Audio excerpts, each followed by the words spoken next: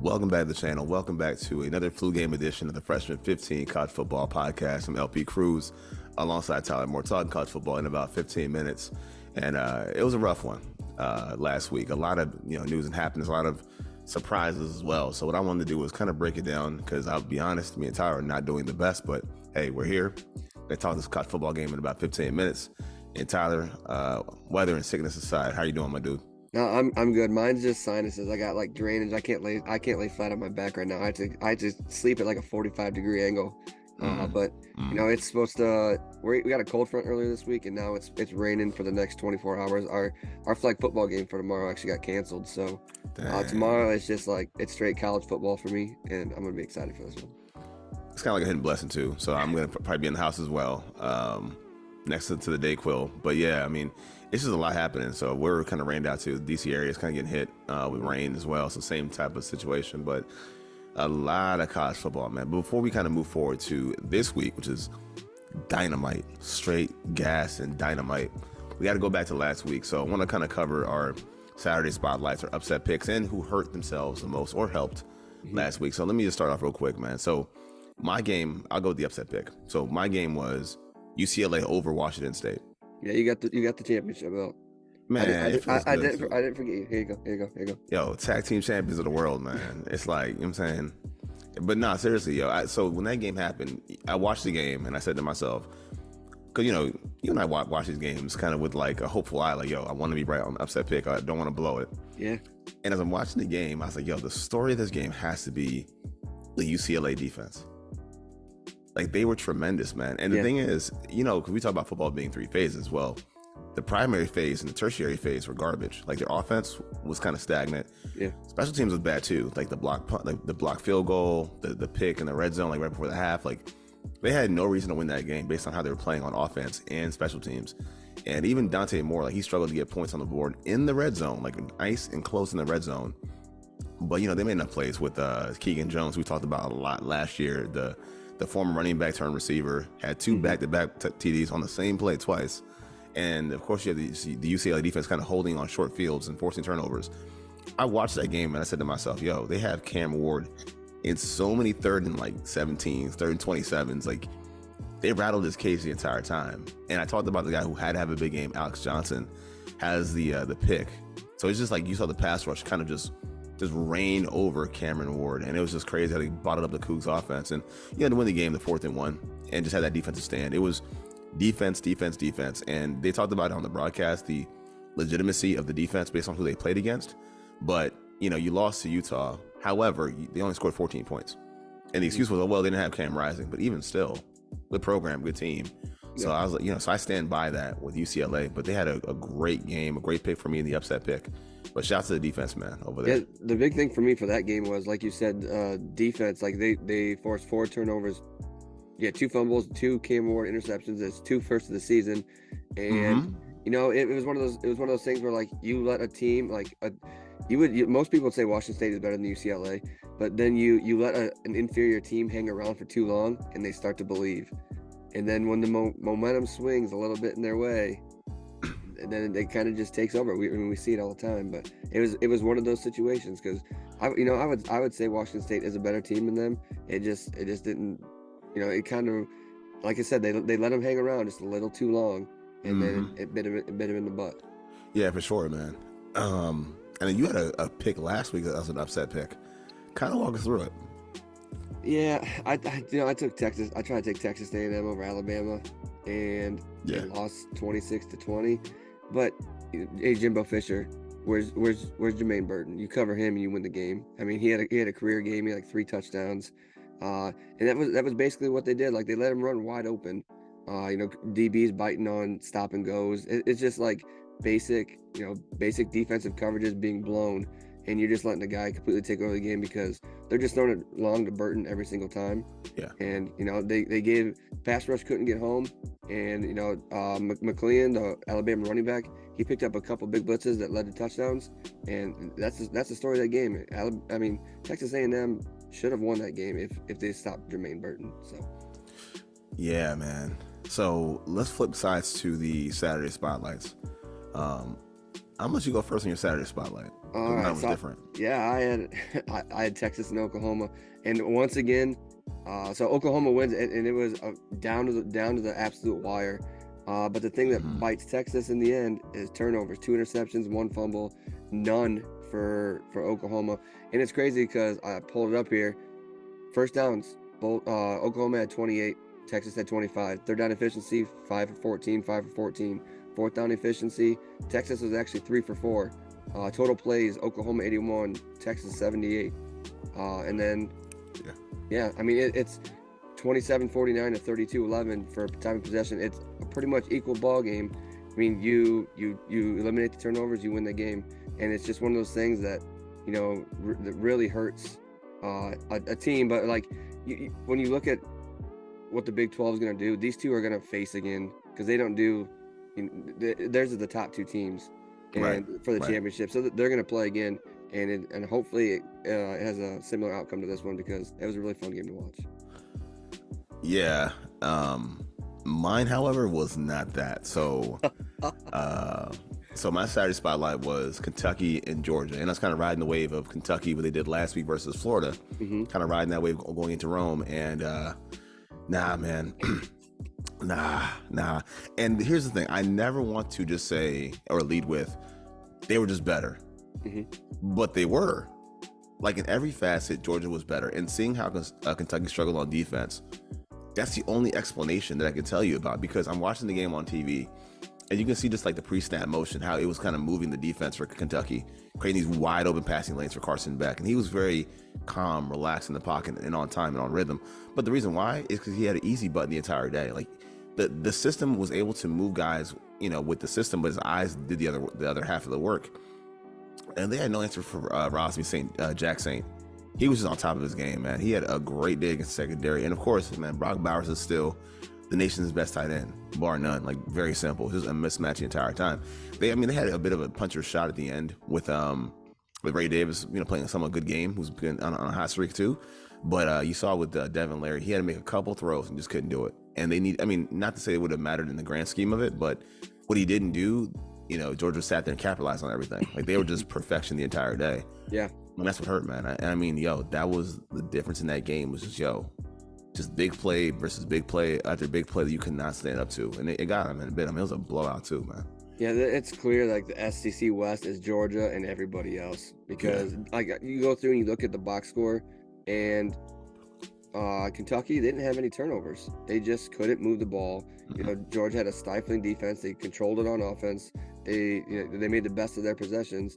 And what do you get, a 51-13, and it's just like, ouch. That hurts. Yeah, I mean, smoke central, man.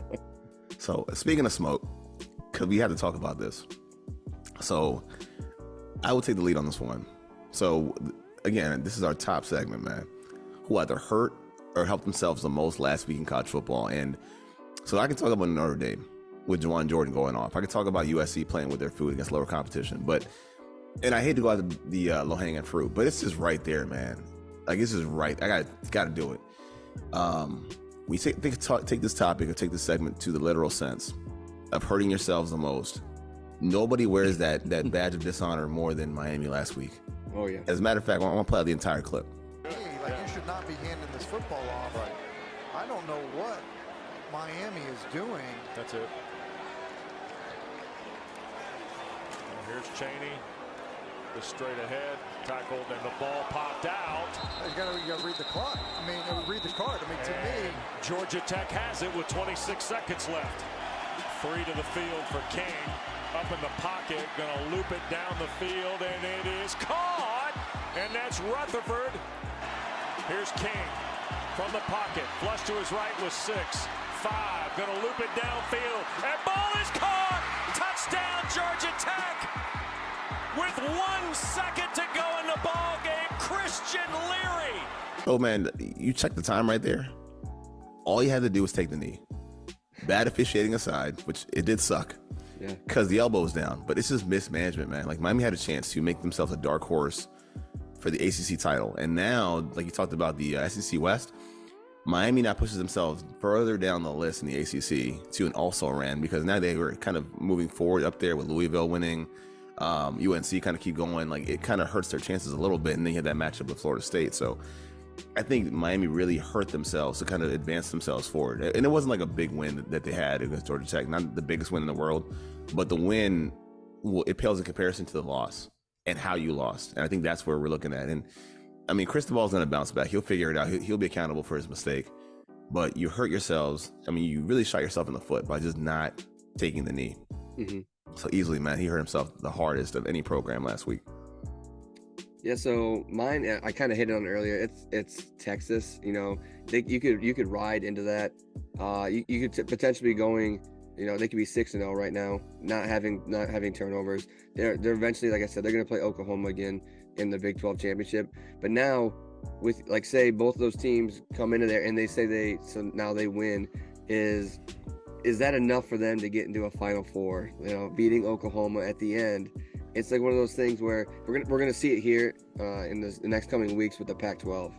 You know, they're all gonna beat up on each other, and I know we're gonna hit on this like crazy because they did the same thing last year. Like Pac-12 was hot beginning of the year, and then they beat up on each other, and then none of them even get in the playoffs.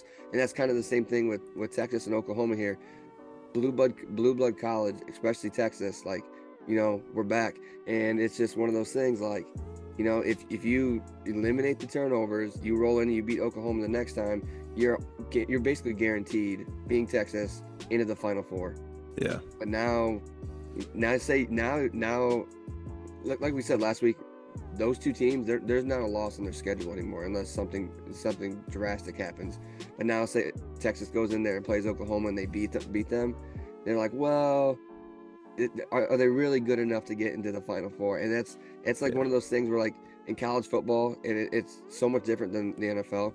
College football, every game is like a playoff game, and especially when you're playing a team that is like, you know, they are a rival, and it's such a big game, and it's midway through the season. It's not like at the beginning of the season where you can afford a loss, but now it's, you know, it's halfway through the season, and it's one of those things like, you know, the committee is going to look at that like, well, I don't know, because now they're going to have a litany of teams. They're going to have one losses potentially. You're going to have maybe Ohio State with one loss, Michigan with one loss, Penn State, because those three teams play against each other. Right. And what happens if one beats one, and then Ohio State or Michigan or Penn State go on to win the Big Ten championship because they're going to play against like Wisconsin or something.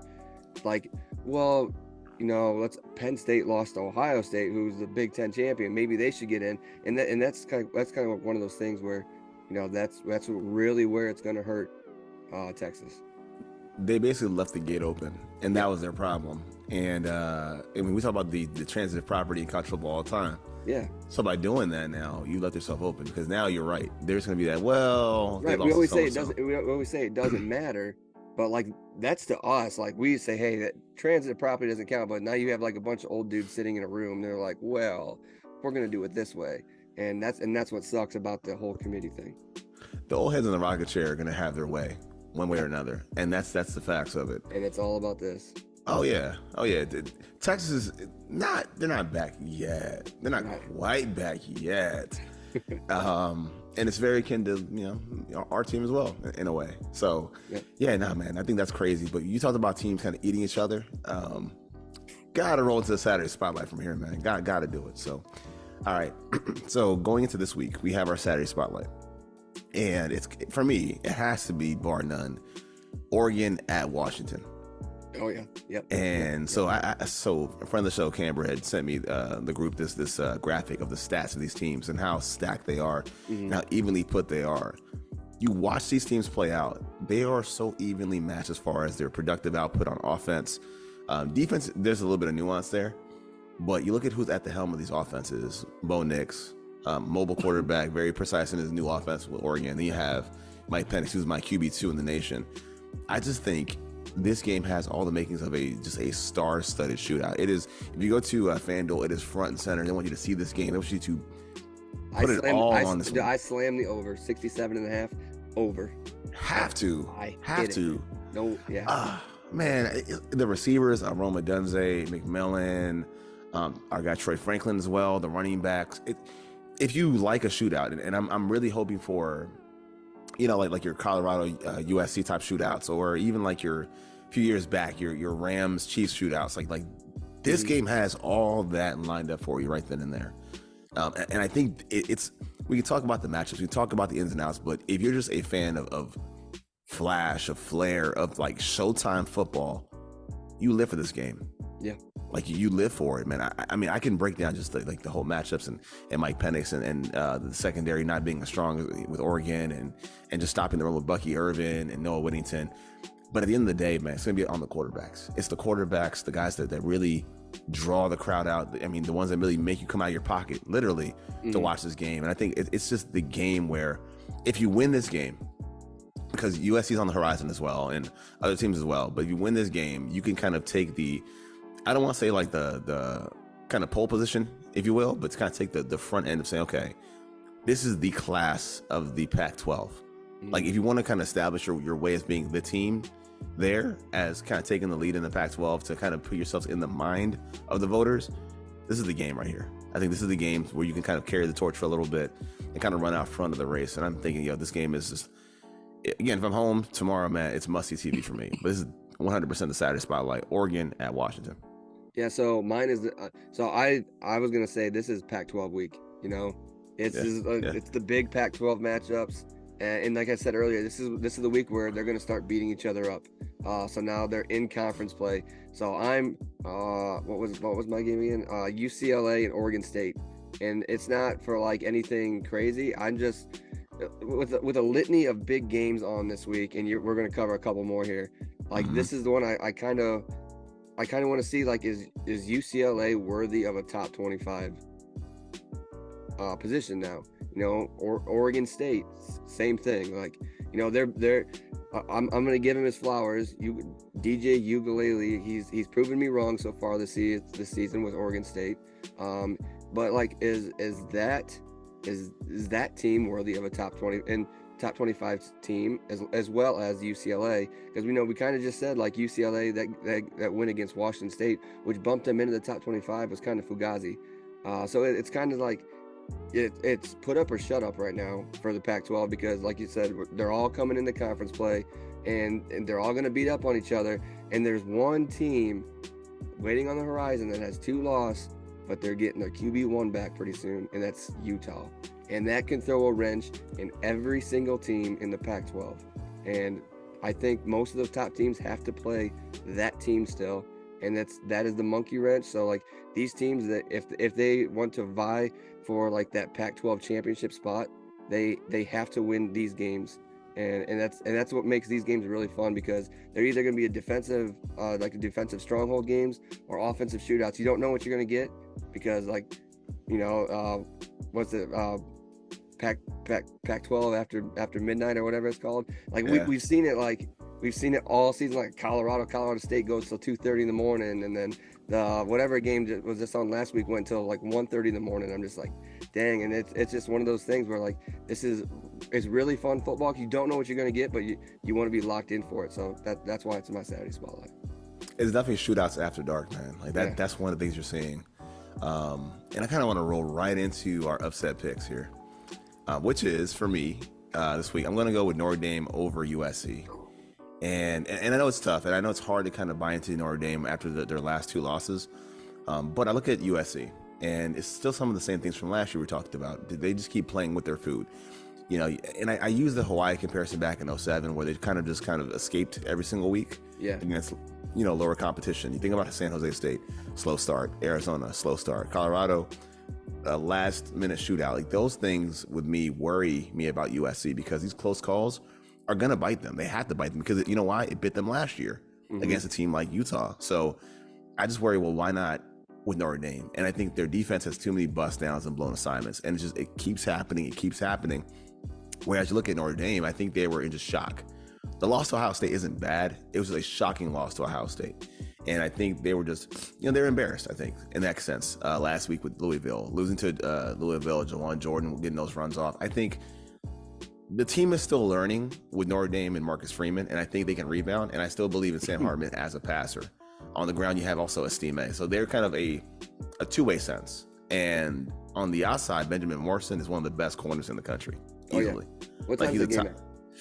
I want to say it's 7:30, because it's going to be in South Bend, right? Yep, South Bend. So the rain is going to pass through because that storm that they're going to get early in the day is coming to us because I live just east of South Bend.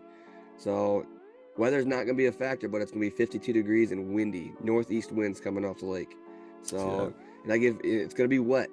So I mean that plays a huge, USC, they're not used to rain and weather, and now they're getting like, if it was raining, man, they'd be getting Big Ten weather, and doesn't see how that turns out because, and to go off, you said like your upset pick, like with the weather being the way it's gonna be, and we've seen Arizona put up points, we've seen Colorado put up points, and those offenses aren't that good, but now they're rolling into South Bend against a team that has a very good quarterback, tier 2 quarterback for this coming up draft class. Yep. Probably a top 10 running back in the nation in Estime, and probably, I would say, tight end 2 in the nation in Mitchell Evans. Yeah. So like if you can't stop those guys, I mean Estime is going to be like a back that they haven't seen yet. He is he's like 5'11", 235 pounds. And big boy. I mean, definitely big boy. Straight up bruiser. Yeah. And I think that's what it is, man. I think just playing on that turf. I feel like this team. Man. And this is like your long-standing rival. Like this is a major rivalry game. Yeah, I mean, you'll see them next year as well once you change your conference. But still, I just feel like there's lined up to have a bounce back game, and they're better than what they showed last week against Louisville. Yeah, in my opinion. So that's my upset pick. How about you, man? Yeah, so my upset pick is I'm going to go with them again, Texas A&M over Tennessee. Like I said earlier, so the SEC, they basically have the East and West Conference still. So it's still Georgia and everybody else. I don't see Georgia slipping up there. But now with Texas A&M's loss last week, they dropped down to 4 in the East. So you got Alabama up top, and then LSU, Ole Miss, Texas A&M. But now, so basically every game for them is a playoff game now. And so Alabama still has to play Kentucky, they got to play Tennessee, and they got to play LSU.